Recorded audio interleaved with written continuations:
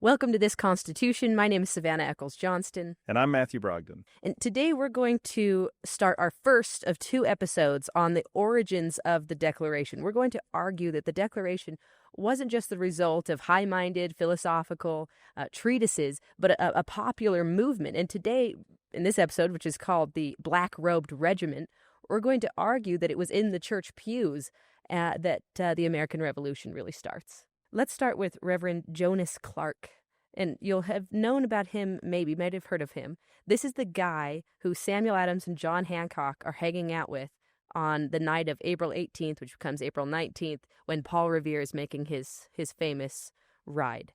So eventually Paul Revere shows up at Jonas Clark's house and says, the British are coming, 800 or so troops, and John Hancock and Samuel Adams turn to Jonas Clark, and they have a decision to make. Do you fight or do you flee? And they say, will the people fight? And this is his response. I have trained them for this very hour. They will fight, which is really good. And I think gets to the point of this episode of clergymen training the population for revolution through sermons. You and I were talking about just before cameras started rolling. Yes, the clergymen are the most educated people in the colonies, right? These are educated men. They've read Locke. They've done all the things. But they are infusing these philosophical traditions with Scripture and conveying it to the people, not as treatises, although it is quite impressive, their sermons, but in a way that the people can understand and grasp and really take to heart, so much so that they do actually, 80 people from his congregation show up to fight in Lexington. That's who the people are on the battle green in Lexington, April 19th. It's his congregation. And I think 18 of them die during that battle. So he has trained them to fight. 1 year later, Clark gives this wonderful sermon to commemorate the Battle of Lexington and Concord. Have you read this sermon before? I have not. Okay. I'm not familiar with this. One of the great designs of the present discourse is to rouse and excite us to a religious acknowledgement of the hand of God in those distressing scenes of murder, bloodshed, and war we are met to commemorate upon this solemn occasion. The passage before us, it is humbly conceived, is well suited to confirm our faith, to excite our trust, and encourage our hope under such awful dispensations as it points out the method of God's government and the course of his providence toward the enemies and oppressors of his people, and the fate of those that shed innocent blood. Later on, God himself will plead their cause and both cleanse and avenge their innocent blood. That's intense. Any idea what's the passage he's referring to? He is referring to, oh, goodness, I don't know. It's Egypt shall be a desolation, and Edom shall be a desolate wilderness for the violence against the children of Judah, because they have shed innocent blood in their land. But Judah shall dwell forever, and Jerusalem from generation to generation. For I will cleanse their blood that I have not cleansed, for the Lord dwelleth in Zion. Okay, so this is it's like a prophetic imprecation against these enemies of Judah. Oh, that's fascinating. Yeah, I mean, these are men of action. I mean, the most remarkable thing to me whenever you encounter these colonial preachers is that they are learned. They are giving these sermons. They write books that get published in England and stuff. But it's incredible how engaged in the political life and then in the military affairs of the colonies they are. It's quite, in many ways, I think, quite foreign to our conception of what your typical American clergy would be doing. But maybe it shouldn't be, because every major social movement in our history, or political movement, has been infused with the church in some way. And we see this, it traces back to the Puritans, right? So let's talk about the Puritans for a little bit, because this is really where it all begins in New England with the Puritans, who are extremely concerned about the freedoms of the church in particular. So explain why. Why are they so serious about the freedom of the faith and how that connects to their political societies? Well, first of all, New England Puritans have a really unique conception of the relationship between what they would call ecclesiastical authority and political authority. So between the governor and the local preacher. And they actually talked about a kind of separation of these two. For example, New England had pervasive rules for a very long time that forbade clergy from serving in political office. Oh. So you couldn't be governor or serve on the town council or what have you, or in the general court in Massachusetts, and be a clergyman. Now, that's quite different from us because we'd actually say that violates the First Amendment now. You can't exclude clergy from political office. But they did. However, that coexisted with the fact that those clergy were nonetheless tremendously influential in the way that the political order went about its business. So there's, and as you point out, the motive there is not so much to make sure that clergy don't become kings or something, but more to protect the church, to make sure that the church is not corrupted politically by the injection of political authority. So it's not a fear of influence. They don't fear the influence of the church on politics, but they do fear, I think, the meddling of the state in the church to some extent. And so you do have really politically active and influential clergymen who are leading things like this. I mean, they're really, we'd call them some like thought leaders, influencers, but they are tremendously influential in every way. So they are kind of primed because of the history of the Puritans to reject or react poorly to British interference in what they consider religious affairs. Especially what they would call episcopacy. So the idea that you'd have some sort of centralized religious authority, bishops and so forth, and at the very end of the day, the idea of the king as the head of the church, that would sort of top-down govern them. Overwhelmingly, especially the more militant clergy in the colonial era, tend to be Congregationalists or Presbyterians, and these are just sort of not too far apart, and they're very, don't want to climb too far into the theology of the thing, but it's a kind of democratic church governance. The whole idea behind congregational church polity, we call it church polity, the structure of the church's governance, was bottom up. That was the congregation chose its elders and leaders. And then those elders and leaders might gather with other elders from other congregations to form associations, or even, in the case of Presbyterians, more authoritative bodies. But the fact was, all the people making the decisions there were actually chosen by their congregations. And so that you can see where that has a kind of consonance with democratic politics, and would also have a deep distrust of any kind of royal authority coming in to tell the colonies. Actually, you could think of this as a kind of federalism, right? That you got local communities are choosing representatives who then wind up forming some sort of more centralized body to deliberate on their common concerns. It's not hard to see how, in certain ways, structures of the American Constitution grow out of this tradition. In fact, sometimes they even make the argument in the other direction. This guy named John Wise in 1717 gives this, he's this preacher in New England, gives a sermon where he basically says, look, communities of believers have a right to choose their own leaders. And therefore, if that's good enough for the church, it also has to be good enough for the state. He actually argues from church polity to democratic government to say, if this works in the church, then the community, the political community, has to be allowed to choose its leaders too. Right. So let's highlight two things here. One is that democratic governance and those kind of structures are coming from religious structures first. It's not that we had a democracy and then that infects the churches. No. It's first how the Puritans are understanding church governance, and then that then leads to political structures. And the second is, this is really New England. There's a reason why revolutionary fervor starts in Boston. The Puritans, right? That tradition is New England first.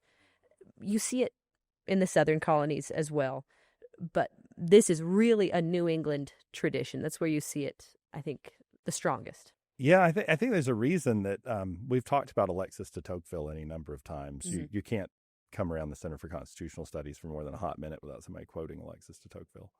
But Tocqueville argued that the origins of the real American founding, he says, was in Puritan New England. Mm-hmm. He says it's real. The moment of birth of American democracy is actually with the Puritans in New England, not with patriots in Philadelphia. Yeah.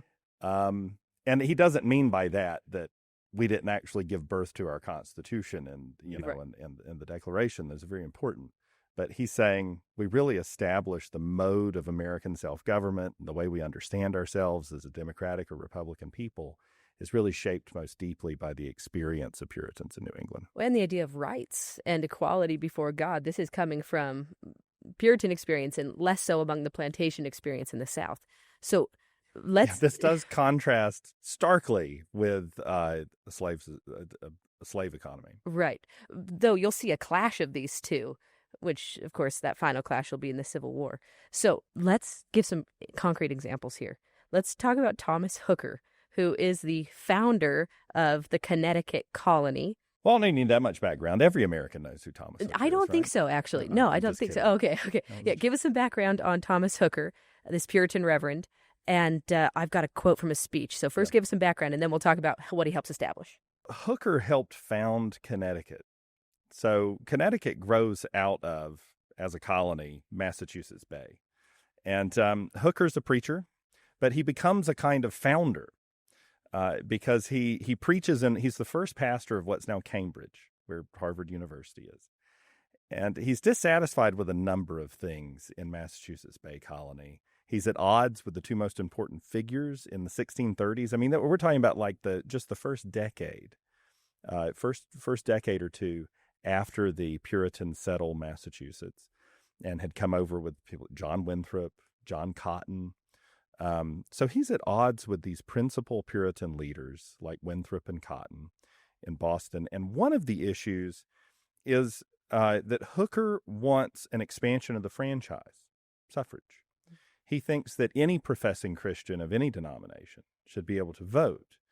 And in Massachusetts Bay, it was the case that the only people who could vote were what were called freemen, which would be people who had membership in one of the New England churches. So this would exclude people who belonged to dissenting congregations. So he has a broader conception of the membership of the political community, right? The citizenry is broader, he thinks, than the membership of the church. That's a very important step in the direction of American religious pluralism and a democratic political society that's distinct from and lives alongside a smaller church community. So that's one issue. The other really interesting thing that happens, he takes 100 of his congregants and he gets permission from the Massachusetts General Court to go plant a settlement that he calls Hartford in neighboring Connecticut area. And this is kind of unorganized. I mean, the important thing at this point is there are Dutch settlers there. There are some other English settlers there. So this is not just an English royal colony. There actually is no royal charter for a colony in Connecticut. He has no authorization from the crown. Okay, the Massachusetts General Court says, fine, you people make a lot of trouble here anyway. Just go. So they go to Connecticut and they found this Hartford colony. And a few years later, Hooker is a central figure in assembling representatives from places around the colony, what's becoming the colony of Connecticut, and writing what's called the Fundamental Orders of Connecticut. It's a constitution. Right. It sets up a little government, a little representative government. It sets out a Bill of Rights, certain liberties of the citizens and residents of the area.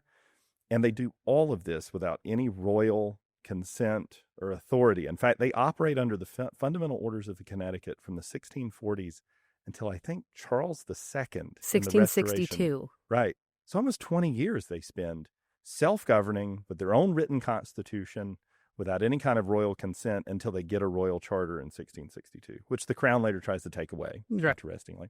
So it really is, I mean, he is founding the first American colony that is really independently self-governing. And I don't want to discount, there was the Plymouth Plantation, right, and the Plymouth Combination, and it did constitute a kind of community. But it didn't go quite the length that this did. This set up a structure of government and a set of laws and rights, which was very fascinating. Two things here. One, key to these fundamentals is election. Mm-hmm. The legislators are elected and the governor is elected. Will say in this fabulously important sermon he gives in 1683, this is the quote from it, "The foundation of authority is laid firstly in the free consent of the people." So again, he's a Puritan. He believes the Bible is the foundation for society, and it's clear to him that the Bible grants to the people the ability to choose their leaders and to hold those leaders accountable and create limits for those leaders.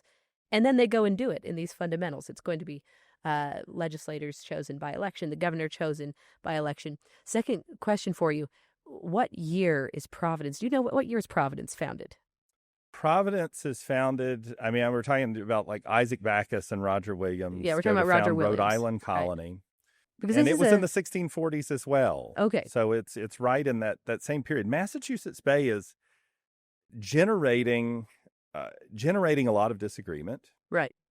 And much of that they deal with. I know famously we think about things like the trial of Anne Hutchinson and the expulsion of Roger Williams, and that makes them sound very intolerant. But the fact is they did have a Republican form of government that was representative. A lot of people didn't like the laws that were being generated by that community. And one of the responses is to, gather up like-minded people and go start a new community. Right. And that happens with Rhode Island. It happens with Connecticut. Yeah. It's 1636, by the way. 36. Yeah. Okay. The great Hank off camera has. I was going to say, did somebody feed that to you through your earpiece? Yep. You've got AI in there telling you what.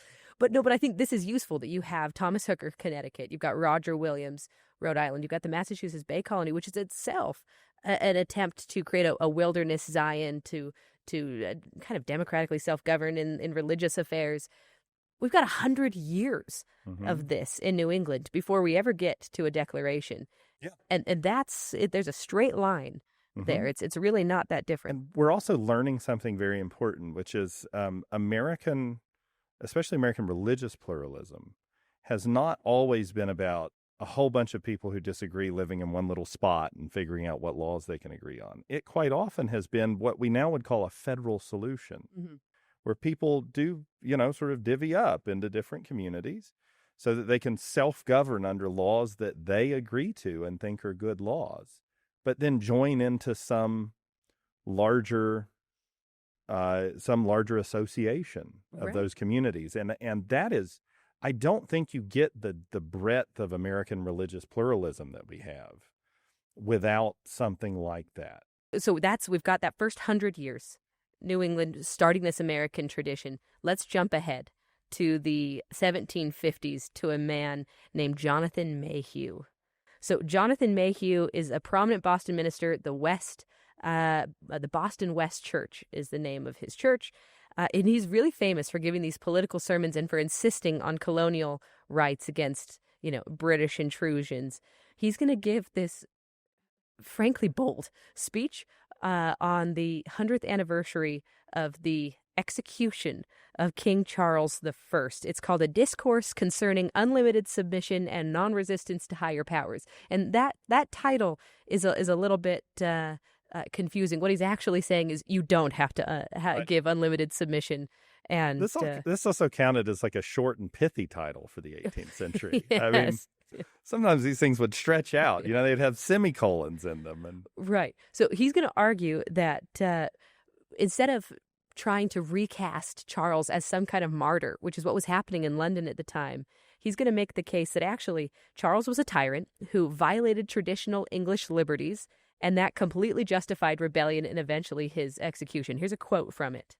"We shall find it to be such an one as concludes not in favor of submission to all who bear the title of rulers in common, but only to those who actually perform the duty of rulers by exercising a reasonable and just authority for the good of human society." 10 years later, this sounds a whole lot like revolution is justified when rights are trampled on. Yeah, we always think about taxation without representation as being the sort of like slogan of the American Revolution, and there is a good bit of that. But maybe the much more important slogan of the American Revolution is resistance to tyrants is obedience to God. Yes. Because it was an incredible. Sometimes modern Americans don't recognize the biblical and theological impediments to arguing for political revolution. In that sermon, Mayhew is preaching his text. He's good Puritan, so you always have a text you're trying to exposit. The text he's expositing is Romans chapter 13, which tells you to be subject to the governing powers, for the powers that be are established by God. And so resistance to them is disobedience to God.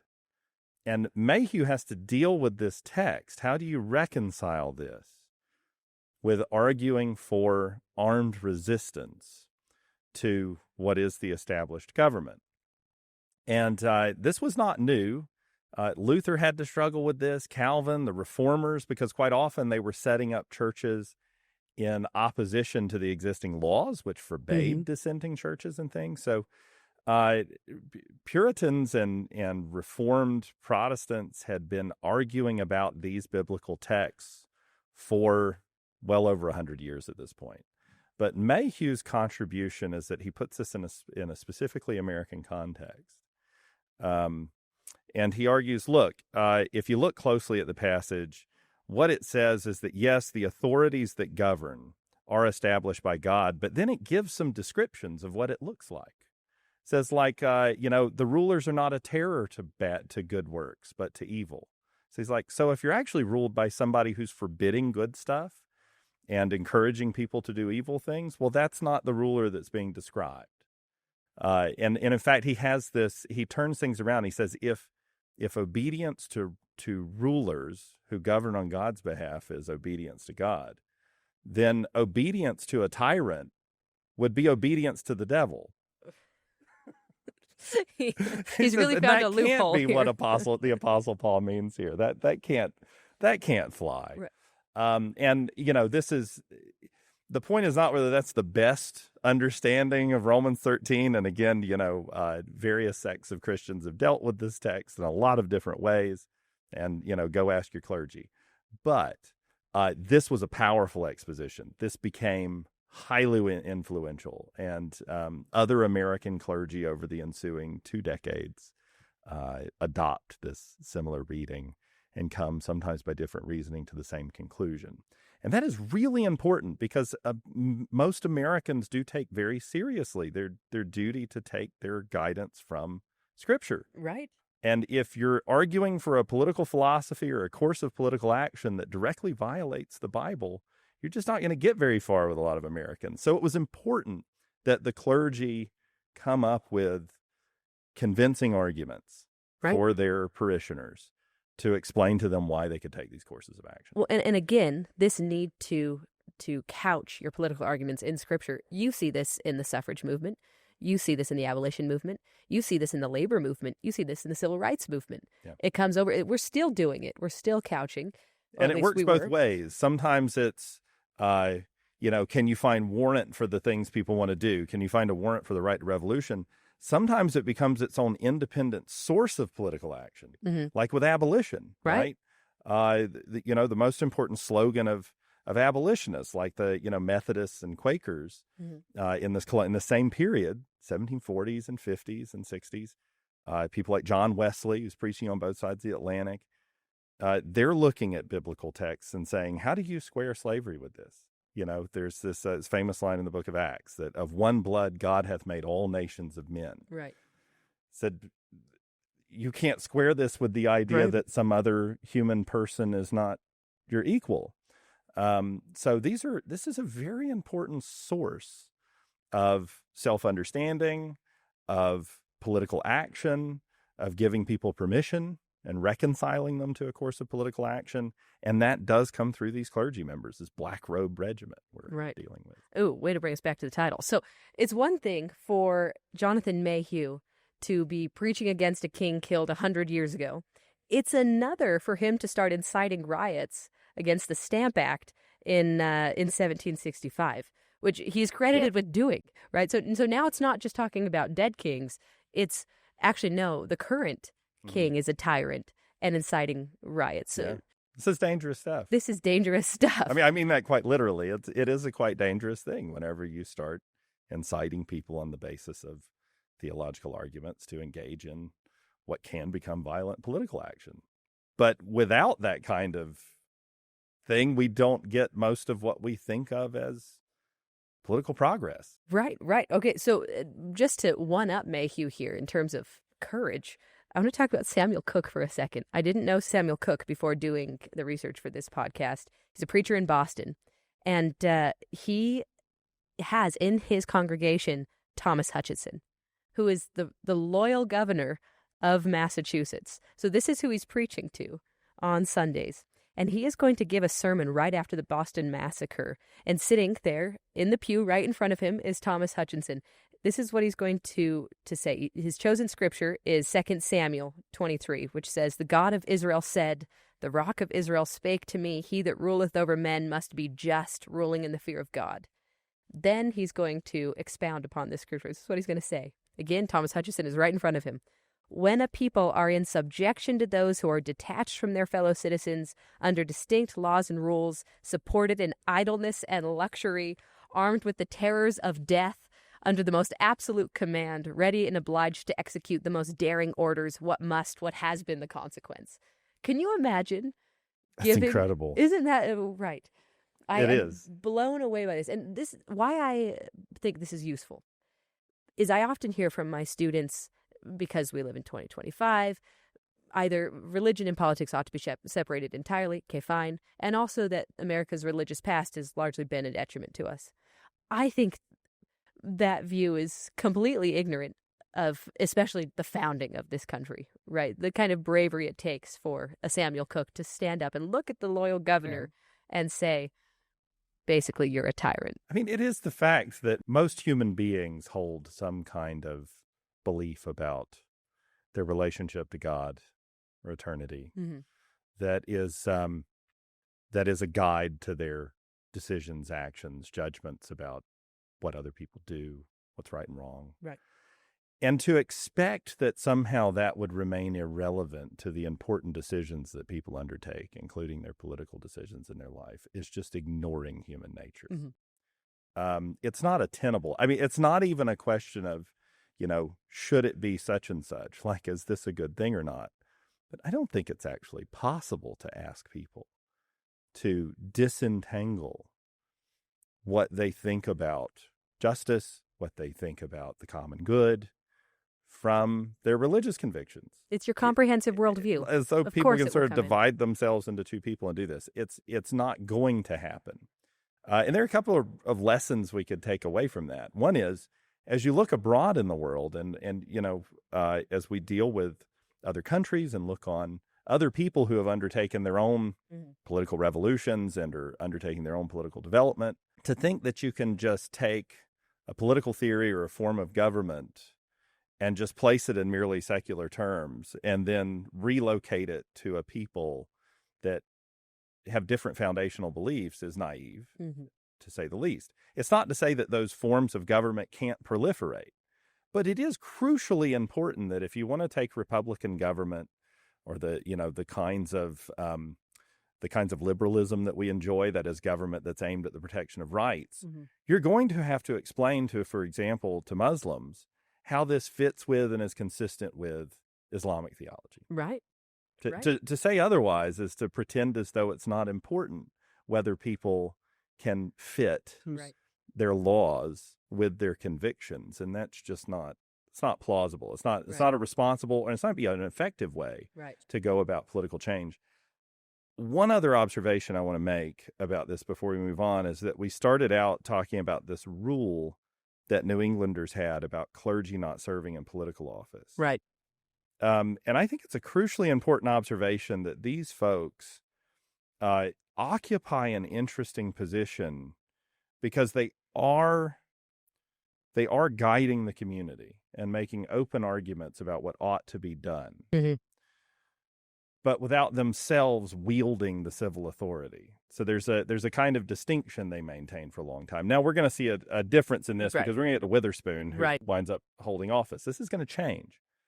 But Tocqueville later, go back to Tocqueville, says this is actually really important because he says what the American tendency to have influential religious figures who don't hold political office and wield power themselves, those who don't actually have the executive power or sit in the legislature, he says actually makes them more powerful and influential. He says this in a chapter in Democracy in America that's called How Religion is an Institution in American Politics. And he says that it's an important kind of institution because it never actually wields the power of government, but it's constantly influencing and informing the views of citizens, the views of policymakers.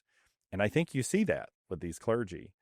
It's interesting to me, you had mentioned that at sort of every phase, clergy in America have played this role. And what always comes back to me is it's something Frederick Douglass says in the run-up to the Civil War. He says, slavery could not survive a moment if it was denounced from the American pulpit. He actually sort of holds American clergy responsible for saying, if you spoke up about this, all the people who sit in your pews would feel like they needed to abolish slavery and the institution would come to an end. In other words, he thinks that the clergy, the pulpit, could accomplish something that legislatures couldn't at that time. And he might be empirically right, but it does raise a question.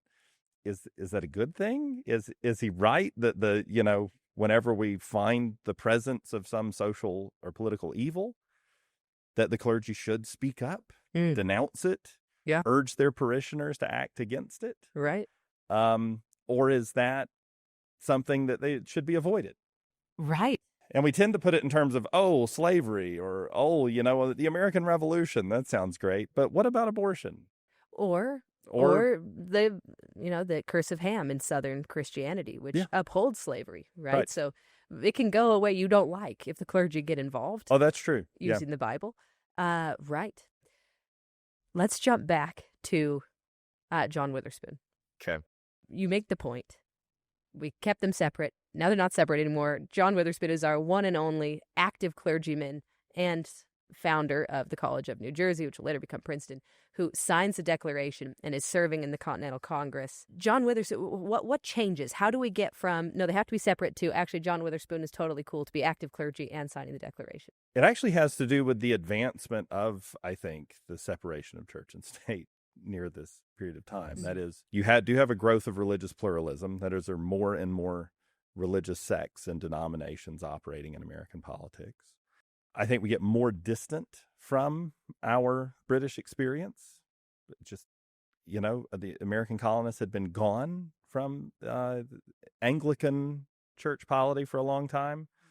Even Americans who are Anglican don't actually operate under a sort of physically present bishop. That is, the Church of England never actually sends a bishop to North America. And the southern colonies, which are by and large Anglican, are opposed to it. So even Anglicans in North America are like... That might have been a mistake, by the way. We don't want any bishops. Maybe what would have changed if they'd actually sent an Anglican? Maybe things would have been different. Who knows?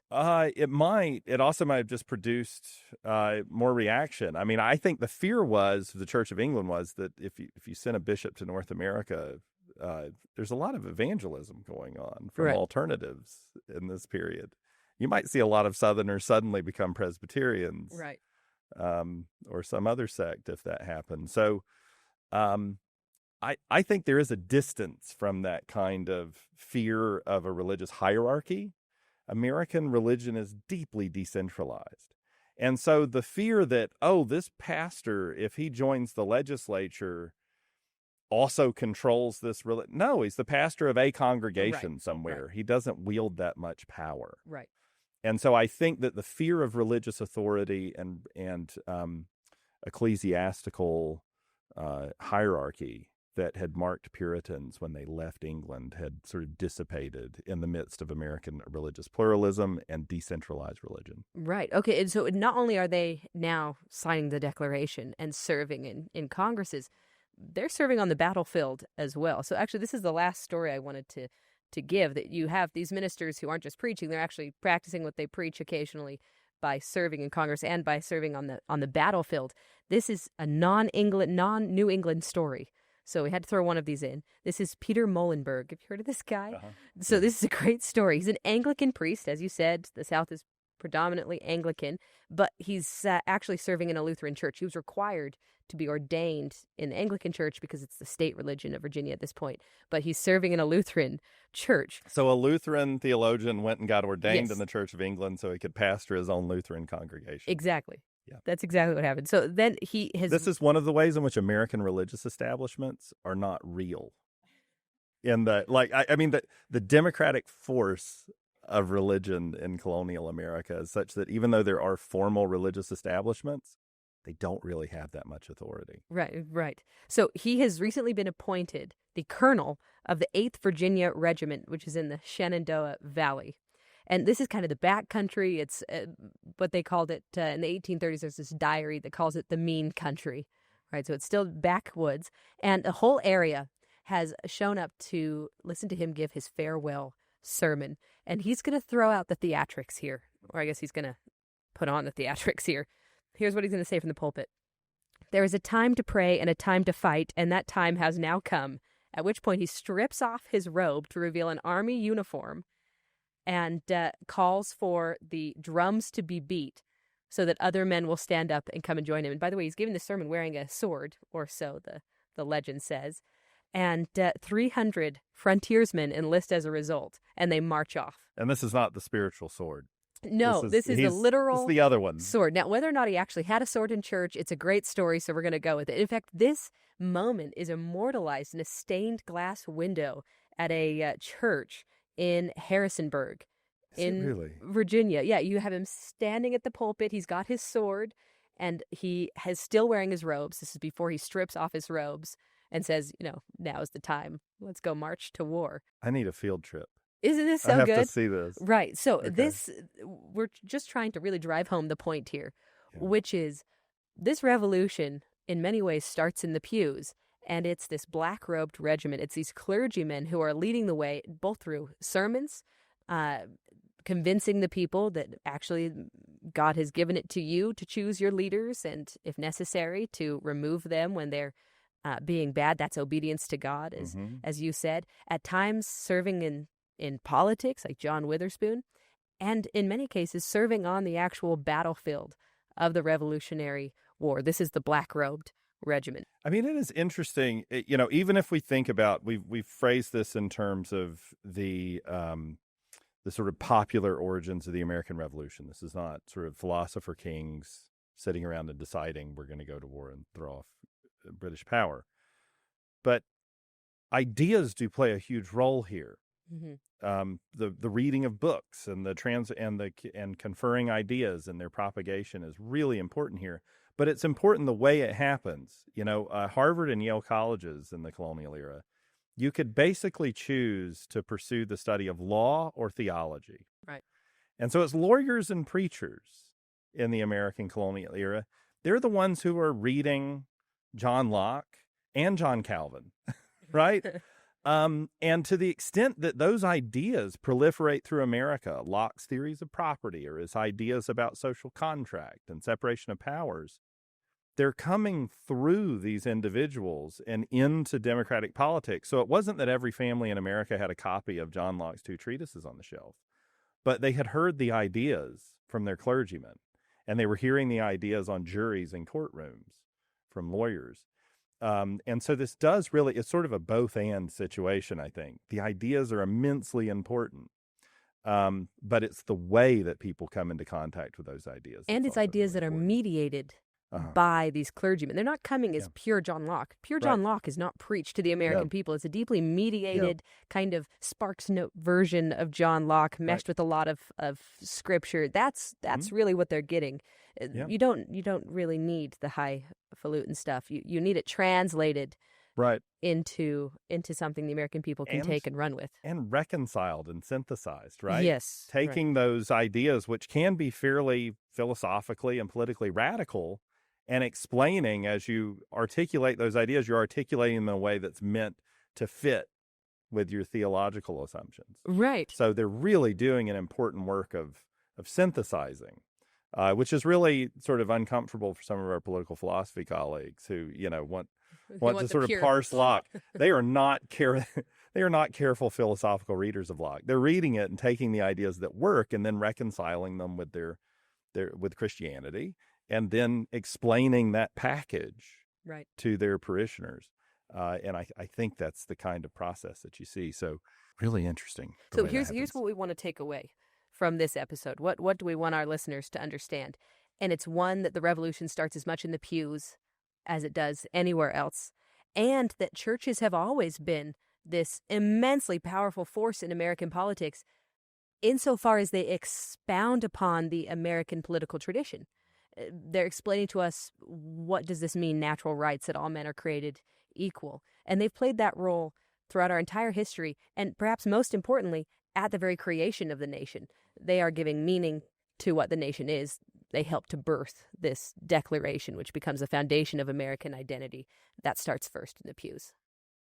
Black-Robed Regiment.